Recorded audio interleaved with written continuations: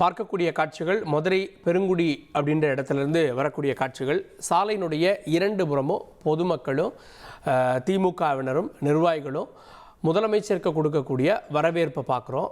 இந்த வரவேற்பு அப்படின்றது நாளைய தினம் மதுரையில் பொதுக்குழுவை திமுக கூட்டுகிறது. இந்த மதுரை பொதுக்குழு முக்கியமாக தேர்தலுக்கு முந்தைய ஆண்டில் நடக்கக்கூடிய ஒரு பொதுக்குழு. இந்த பொதுக்குழுவோடு சேர்ந்து பொதுமக்களையும் சந்திப்பதற்கான ஏற்பாடாக இந்த ரோட் ஷோ திட்டமிடப்பட்டிருக்கிறத நம்ம பார்க்குறோம். இந்த ரோட் ஷோவினுடைய நோக்கம் கிட்டத்தட்ட 10க்கும் மேற்பட்ட இடங்கள் வழியாக சென்று ஆரப்பாளையம் வரை இந்த ரோட் ஷோ திட்டமிடப்பட்டிருக்கிறது. இதில் பல இடங்களில் மக்களுடைய குறைகளை புகார்களை அவர் பெற்றுக்கொள்கிறார் முதலமைச்சர் அப்படின்றதையும் நம்ம காட்சிகளில் பார்க்க இருக்கிறோம்.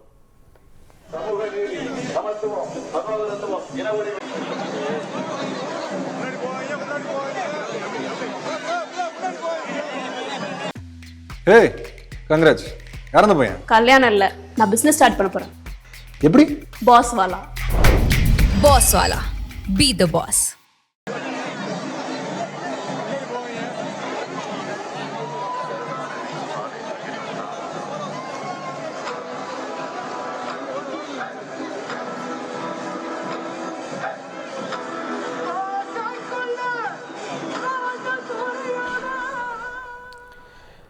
தொடர்ந்து நம்முடைய பத்திரிகையாளர் திரு செந்தில்வேல் இணைந்திருக்கிறார். திரு செந்தில்வேல், இது பொதுக்குழுவுக்கு முந்தைய தினம் இப்போ ஒரு முதலமைச்சர் போறார் அப்படின்னா கட்சி நிகழ்ச்சிகளுக்கு முன்னாடி அரசு நிகழ்ச்சிகள் அப்படின்றதும் திட்டமிடப்படும்.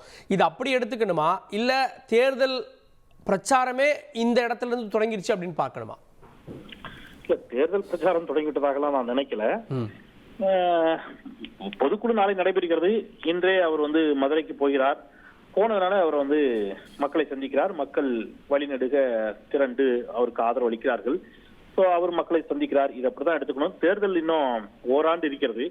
தேர்தலுக்கான ஒன்றாக இப்பொழுதே தேர்தல் பணிகளை தொடங்கிவிட்டது திமுக என்றெல்லாம் நான் நினைக்கல.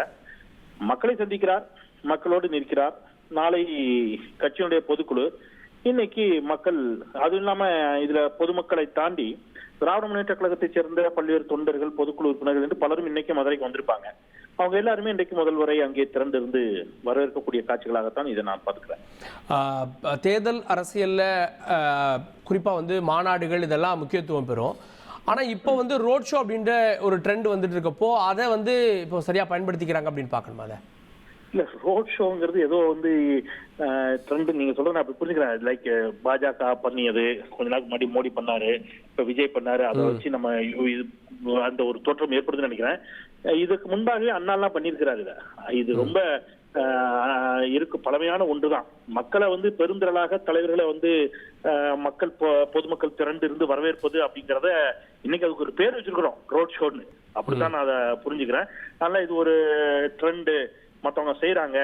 ஏன்னா என்ன பார்த்தா அவர் பேண்ட் ஷர்ட்டையே போட்டாருன்னு சமீபத்தில் ஒருத்தர் காமெடி பண்ணாரு. ஸோ விஜய் ஒரு விதமான பேண்ட்டும் ஷர்ட்டும் போட்டிருந்தாரு. அதே மாதிரி ஒரு நிகழ்ச்சியில முதலமைச்சர் போட்ட உடனே அதெல்லாம் கூட சர்ச்சையாக்குனாங்க. விஜயை பார்த்து அவர் பேண்ட் போடுறாருன்னு. அந்த அளவுக்கு தான் அரசியல் இன்னைக்கு போயிட்டு இருக்குது. பட் இதை நான் அப்படி எடுத்துக்கொள்ள விரும்பவில்லை. அவர் இன்னைக்கு மக்கள் திரண்டிருந்து தங்களுடைய முதலமைச்சரை பார்க்க திரண்டு இருக்கிறார்கள். மக்களை பார்க்கும்போது ஒரு தலைவருக்கு ஒரு மகிழ்ச்சி உற்சாகம் திறக்கும் தானே. அப்படித்தான் இதை நம்ம எடுத்துக்கணும். நீங்க அந்த காட்சிகளை பாத்தீங்கன்னாலே தெரியும். யூஸ்வலா பண்ணக்கூடிய இன்னைக்கு டெம்ப்ளேட்ல இருக்கக்கூடிய ரோட் ஷோ அப்படிங்கிறது என்னவா இருக்கும்னு கேட்டீங்கன்னா, தலைவர்கள் வெளியில நின்றுட்டு வருவாங்க, திறந்த வெளியில நின்றுட்டு வருவாங்க. அவங்க மீது பூ தூவப்படும், நிறைய அந்த மாதிரியான விஷயங்கள்லாம் இருக்கும். பட் இப்ப நம்ம பாக்குற காட்சிகள்ல இருந்து நம்ம அந்த மாதிரி எல்லாம் ஒரு ஆர்டிபிஷியலான ஒரு செயற்கையான ஒரு கூட்டத்தை கூட்டி ஒரு ரோட் ஷோ காட்டணுங்கிற ஒரு தேர்தல் ஜுரத்துல நடக்கிற மாதிரி தெரியல. இயல்பாக கூடியிருக்கக்கூடிய மக்களை அவர் பார்த்து செல்லுகிறார். ஸோ அப்படியான ஒரு காட்சிகளாகத்தான் இந்த காட்சிகளை நான் பார்க்கிறேன். முதலமைச்சருக்கு இது போன்ற வரவேற்பு நம்ம கோவையில் இதற்கு முன்பு பார்த்தோம். முதலமைச்சர் போனார், துணை முதலமைச்சர் போனார். இப்போ மதுரையில் இதே மாதிரி ரோட் ஷோ நடக்குது. இந்த மதுரையை வைத்து ஏதாவது ஒரு கணக்கு இருக்கா? மதுரையை வைத்து ஒரு கணக்கும் இல்ல. மதுரையில சேலத்துல இளைஞரணி மாநாடு நடத்துனாங்க. இப்போ மதுரையில பொதுக்குழு நடத்துறாங்க, கோயம்புத்தூர் நடத்துறாங்க. தமிழ்நாடு முழுக்க இருக்கக்கூடிய நகரங்கள் இப்போ இதுக்கு முன்பு நீங்க பாத்தீங்கன்னா சில மாதங்களுக்கு முன்பு அவர் திருநெல்வேலி போயிருந்தார். திருநெல்வேலியில இத மாதிரி பிரம்மாண்டமாக அவர் சில கிலோமீட்டர் நடந்தே போனார். அதுல முழுக்க இரண்டு பக்கமும் மக்கள் பெருந்திரளாக கூடியிருந்தாங்க. நடந்தே போய் மக்களை சந்திச்சார் திருநெல்வேலியில. அது திருநெல்வேலியில வந்து அவரு சுற்றுப்பயணம் போன போது நடந்த நிகழ்வு. சோ எல்லா ஊருக்கும் பயணிக்கின்ற பொழுது மக்கள் பெருந்திரளாக வந்து திரண்டு எல்லா கட்சிகளுக்குமே அவங்களுடைய தலைவர்களை பார்க்கணுங்கிற ஆர்வம் இருக்கும் இல்லையா? நான் சொல்லி இன்னைக்கு சிஎம் இல்லை, எல்லா கட்சியை சேர்ந்தவர்களுமே அவங்க தலைவர் வருகின்ற பொழுது ஒரு ஆர்வம் இருக்கும். முதலமைச்சர் மீது கூடுதலான பற்றும் பாசமும் கொண்ட தோழர்கள், கட்சி தோழர்கள், பொதுமக்கள் பெருந்திரளாக திரண்டு வரவேற்கிறார்கள். இது மதுரை அப்படிங்கறதுனால அதுக்கு ஒரு ரீசன் அப்படிலாம் எனக்கு தோணல. இது கோயம்புத்தூர்ல நாளைக்கே வேற ஒரு ஊருக்கு போனாலும் இது மாதிரி இருக்கலாம். ஸோ இது அப்படித்தான் நம்ம வந்து எடுத்துக்கணும். மதுரைங்கிறதுனாலதான் எந்த ஸ்பெஷல் காரணமும் இருப்பதாக எனக்கு தோணல. நன்றி திரு செந்தில்வேல். செய்திகளை உடனுக்குடன் தெரிந்து கொள்ள உடனே சப்ஸ்கிரைப் பண்ணுங்க.